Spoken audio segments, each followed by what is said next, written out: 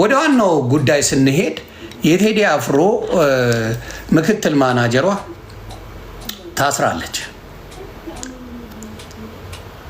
እነዚህ ናቸው ወዳጆቹ ከጎን የሚታዩት። በደንብ አይታይም። በእጄ ላይ አድርገው በእጄ ላይ ላድርግ። በጣም ያሳዝናልም ያሳፍራልም። መንግስት በዚህ ደረጃ መንበቅበቁ ያሳዝናል። ምንም ችግር የለውም ስትሏል ነበር እንዴ? እነዚህ ሰዎች ናቸው። ስክሪንሻት ማድረግ ትችላላችሁ። የቴዲ አፍሮ የቅርብ ወዳጅ ነበር። የቅርብ ወዳጁ ሙስሊም ነው ካያችሁት። ታስሯል። ምክትል ማናጀሩም ታስራለች። እንዴ ያላችሁን ነገር ያለ መስሎኝ ረስቸው። በዘፈን ምንም የሚመጣ ነገር የለም ስትሏል ነበር እንዴ? ረስታችሁት ይሆን?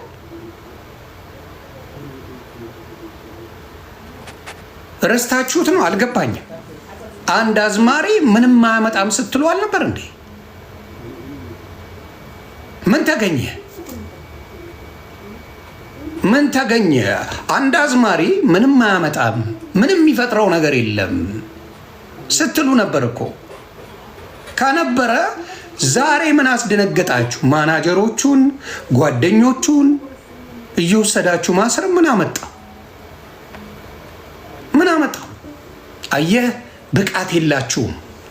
ብልጽግና አሽቃባጭ እንጂ ያለው አሽቃባጭ አለው።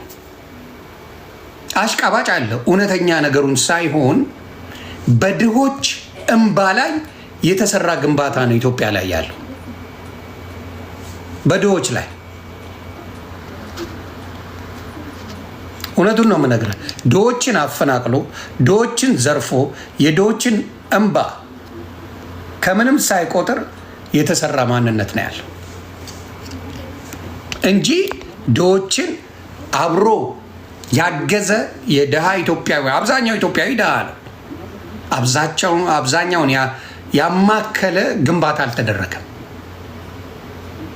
አብዛኛውን ያማከለ አብዛኛውን ያሳተፈ የኢትዮጵያዊነት ግንባታ አላየንም። ሌላው ምን ብለ ቴዲ ዶክተር አብይ ስትናገር የሰማው መሰለኝ። እስኪ ላሰማ። ዶክተር አብይ አንዳንዴ ለሁሉም ነገር መልስ ባትሰጥ ከጠቅላይ ሚኒስትር የማይጠበቅ ንግግር ባትናገር ደስ ይለኛል። ለምን?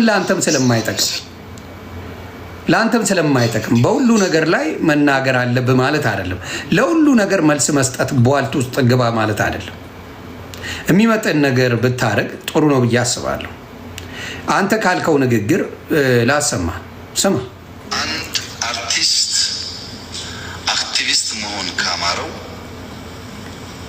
የአርቲስትነት ካባና ክብር እየወደቀ መሆኑን ማወቅ አለበት። አርቲስትና አክቲቪስት ልክ እንደ ድመትና እንደ አንበሳ ናቸው። ድመትና አንበሳ አንድ አይደሉም። በአማርኛ ዘይቤ አነጋገር ግን ድመት እንደ አንበሳ ልትባል ስለች። እንደ ካለ ዘይቤ ነው። እንደ አንበሳ መሆን ያማራት ድመት ግን አይጥ የማደን አምሮቷን አሽከል ያውን አይደለም የቆየ ነው። ልነግራችሁ ፈልጌ ነው። ልናገር የምፈልገው ምንድን ነው፣ ለእናንተ ሲያሽቃብጡት አርቲስቶች ይቻላል። አሁን ለምሳሌ ካሙዙ የብልጽግና ገረድ ለብልጽግና ድምፅ መሆን ይቻላል። አርቲስት አቤል ሙሉጌታ የሚባለው አሁን ጴንጤ ሸዋሸዋ የሰራው የብልጽግና ገረድ፣ እሱስ ይቻላል? ይቻላል ወይ ነው። ለመንግስት ካሽቃበጡ ይቻላል። መንግስት መተቸት ግን አይቻልም። አርቲስት ታዲያ ምኑ ላይ ነው ሚዛኑ? በአንተ እይታ ሚዛኑ ምን አይነት ነው? ያንተ ፓስተሮችስ እንዳለ የብልጽግና ፓስተር ወጦ ጭምብሉ ሲገለጥ እያየን ነው። እኛ ፖለቲካ ውስጥ የለንበትም ሲል የነበረ ሞሽላቃ ፓስተር እና ፕሮፌት የምትለው ዝምባም ሌባ መጥቶ መግለጫ ሲያወጣ በየቸርቹ ሲናገር ነው የሰማነው። ይህ ሁላ የተንጫጫኸው ዘርፋችኋል። በሃይማኖት ስም ዘርፋችኋል። በብልጽግና ስም፣ በፖለቲካ ስም ዘርፋችኋል። ባህርም ላ ስለዚህ ያ ጥቅማችሁ ስለተነካባችሁ ነው እንደዚህ አበዳችሁት፣ እንደዚህ የተንጨረጨራችሁት። 70 ሚሊዮን ሰው ሰማ ማለት ከግማሽ በላይ የኢትዮጵያ ሕዝብ ሰምቷል ማለት ነው። መጀመሪያ ምንድን ነው የሚያደርጉት? የምትጀምረው ከስር ነው። ለምን ቴዲን ካነሱት ድፍን ትገለባበጣለች ኢትዮጵያ። ሙሉ ሕዝብ ለምን እንደሆነ ይናገራል። ምክንያቱም ከልቡ ቴዲ አፍሮን የሚወደው ኢትዮጵያዊ ብዙ ነው። ስለዚህ አይፈራህም፣ ድፍን ገልብጦ ይወጣል። ስለዚህ ምን አሰባችሁ?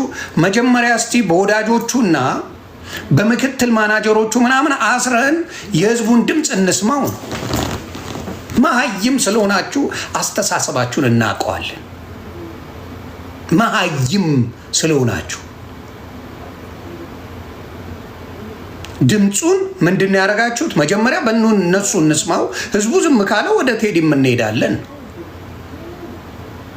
ስለዚህ የቴዲ አፍሮ ለኢትዮጵያ ነው ድምፅ የሆነው። የኢትዮጵያ ህዝብ ድምፆ ደግሞ ምላሽ መስጠት አለበት። ምክንያቱም ሁላችሁንም መንግስት ሊያስር አይችልም። ድፍን ኢትዮጵያዊን መንግስት ሊያስር አይችልም። ግማሽ ኢትዮጵያዊን ማሰር አይችልም። ኢቭን 5 ሚሊዮን ህዝብ አንድ ከሆነ መንግስት ማሰር አይችልም። 5 ሚሊዮን የአዲስ አበባ ልጅ አንድ ከሆነ መንግስትን ሽንት ማሸናት ይችላል፣ መቀየር ይቻላል። ስለዚህ አሁን ችግሩ ምንድን ነው? እንዳልክን የመሰለ አሽቃባጭ እሱን ያው እንግዲህ የአዲስ አበባ ልጆች በደንብ አሁን በዮኒ ማኛ ሊተረጎም ስለሚችል ዮኒ ማኛ ነው እንዲያስደረገው ሊባል ይችላል። ስለዚህ የአዲስ አበባ ልጆችን በየጊዜው እየመጣ ሲያናንቅ ሲሳደብ አቃቂር ሲያወጣ የሚውል ሰገጤ ነው። የአዲስ አበባ ልጆች ቢያናገሩት ዮኒ ማኛ ልክ አጫሉ እንዳስደረገው አስደረገ ተብሎ ያልሆነ ነገር ይባላል። እራሳቸው በልተውት ማለት ነው። ልክ ብልጽግና አጫሉን እንደበላው እንዳልክ አንድ ነገር ቢሆን ዮኒ ማኛ አስደረገው ብለው ፖለቲካ ሊሰሩ ነው። አንሸወድም፣ ከዚህ በኋላ አንሸወድም። አሁን ምንድን ነው የሚያደርጉት መሰላችሁ? የራሳቸውን ሰው ይበሉና የሆነ ሰው ላይ ይለጥፋሉ። ሙዳቸው ነው አሁን የተነቃው። የሆነ ሰው ይበሉና ከዛ ይኸው አጫሉን የወደዳችሁ እኮ የበላው መንግስት ነው አይደል እንዴ? መንግስት መጠየቅ አይደል? የበላ የራሳችሁ መንግስት ነው። አጫሉ በንግግሩ ነው የተበላው። ምን የሚል ንግግር አለ? መንግስት አሁንም መግደሉን ካላቆመ ኢትዮጵያ እየተቀየረች አይደለችም ብሎ ቃል በቃል ፊት ለፊት ነው የተናገረው።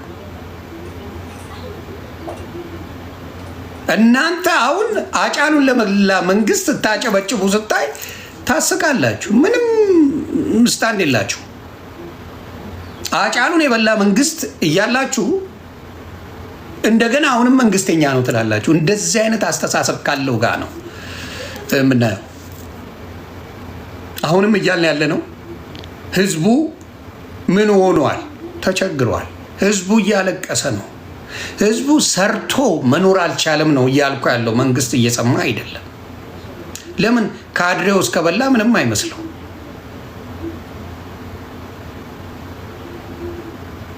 ስለዚህ አሁንም የምንናገረው ምንድን ነው? የቴዲ አፍሮ ወዳጅ፣ የቅርብ ወዳጁ ታስሯል። ምክትል ማናጀሯ ታስራለች። ምንም የሚያደርጉት ነገር የለም። ምንም ቴዲ አፍሮ በራሱ የሚመራ ብቃትና ችሎታ ያለው ቴዲ አፍሮ ባለው ነገር ላይ የኢትዮጵያን ህዝብ ድምፅ በመሆን የሚታወቅ ወንድም ነው። ጊዜ ደግሞ ለብልጽግና ሰጥቷል። 8 ዓመት ለብልጽግና ጊዜ የሰጠ ሰው ቴዲ አፍሮ ይባላል። እንደዛ እንኳን ለህወሓት ጊዜ አልሰጠም ቴዲ አፍሮ። ለህወሓት ያን ያህል ጊዜ እንኳን አልሰጠም። ለብልጽግና የሰጠውን ያህል ጊዜ አልሰጠም።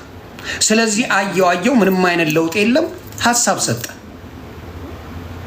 ይህም በመስጠቱ የተናደዱ ብዙ ሰዎች አሉ። አሁን ለምሳሌ አክቲቪስትን ከተቃወምክ ስለ ዘፈን ቴዲን የሰደበውስ፣ ነፍጠኛ ብሎ አማራን ለመስደብ ያደረገውስ፣ ጉራጌን የሰደበውስ ዘፋኝ ምን ሊባል ነው? በእናንተ በተለይ እናንተ ቤት ተሳዳቢ ዘፋኞች አሉ። እርግጠኛ ነኝ ይህ መንግስት ቢወርድ እንደዚህ አይነት ስድብ ይቆማል። ፈሪዎች ናቸው፣ በጭባጮች ናቸው፣ እናውቃቸዋለን። መንግስት ሲመጣ እየጠበቁ የሚደነፉ አንድ ተኩሶ ማክ ሽንታም ነው የእናንተ ዘፋኝ፣ እናውቃቸዋለን። በጭባጮች ፋራ፣ በዚህ ላይ በጣም ፋራዎች ናቸው። ስለማይችሉ ጥበብ ስላልተሞሉ ጥበብ ላይ ፎከስ ስላላረጉ ያረጉት በበታችነት ስሜት ላይ ስላሉ ብቻና ብቻ ነው የሚዘፍኑት እንጂ በጥበብ በችሎታ አይደለም። መንግስትን እየታከኩ ነው ደረታቸው የሚነፉት። መንግስትን ታከው በቃ ማለት ይጀምራሉ። መንግስት በሌለበት ጊዜ ምንም አይደላችሁ፣ ቆዳ ናችሁ። ሁልጊዜ መንግስትን ታኮ ደረት የሚነፋ ሰው ምንም አይነት አቅም እንደሌለው በዛ ታያለ። ቴዲ ማንንም ሳይታከክ ነው ሀሳብ የሚሰጠው። ማንንም አየ። ያ ማለት ያንተ ማንነት እውነታ ነው። ክብርም አለ፣ በህዝብም ትከበራለ። መንግስትን አታከ ደረት የምትነፋ አሁን ካሙዙ መንግስት አኮ ነው እንደዛ የሚያሽቃብጠው። መንግስትም ባይታከክ ባዶ ሰው ነው። በስራው የተደነቀ አይደለም፣ በችሎታ የተደነቀ አይደለም፣ መሀይም ነው፣ በምንም ብቃት የሌለው ሰው ነው። መንግስትን ታኮስ አሁን ጀግና ይጫወታል። በስራ እዚህ ግባ የሚባል ስራ ሰርቶ አያውቅም። አንድ ስራ እነ ጆን ዳንኤል ህፃናቶቹ እነ ናሆም ፎቴ ምናምን እነ ጆሲ ምናምን የሚባሉ ቲክታከሮችን ነው የሚያዘፍነው። የሚያቀናብረው እነሱን ነው። ምንም ሌላ ያቀናብረው ደና ዘፈን አንድ ካሙዙ አጠራልኝ። ይሄ የቲክታክ እርምጥምጥን ነው ሲያቀናብር የሚውለው። አለቀ። የበታችነት ስሜት ያሰቃየው ሰው ነው። በበታችነት ስሜት ሲሰቃይ የነበረ ሰው አሁን መጥቶ አሽቃብጦ እንትን የሚባለው ራቺ የሚባለው እከክ ማን ነበረ? ከዚህ በፊት ማን እንደነበረ ታውቃላችሁ? ራቺ መንግስትን ታኮ ነው አሁን የላይብረሪ ዘበኛ የነበረ አሁን ትልቅ የባህል ሚኒስትር የኦሮሞ ምናምን ተደርጎ ተሹሞ ትልቅ የተባለው እንደዛ አይነት መሀይም ነው። በቃ የበታችነት ስሜት ሲሰማ ቀን ጠብቃሽ ሁልክ የምትላት ነገር አለች። ተሳ በእውቀት በብቃት በችሎታ የሚመጣ ነገር አይደለም። በቃ እንደዚህ በመርመጥመጥ ቀን በመጠበቅ እንደዚህ አይነት የበታችነት ስሜት ያሳዝነኛል። በጣም ነው የሚያሳዝነኝ። በብዛት ይሄ ካድሬዎቹ የበታችነት ስሜት በጣም ያጠቃቸው ናቸው። ቴዲ አፍሮ ይሄ ነገር ለኢትዮጵያውያን ነው ዋጋ የተከፈለው። አሁን ሳየው አጀንዳ ፈለገ። ሞጣ የሚባል ዝምባ ምን አለ? የአብይን ችግኝ አያነቃነቅም አለ።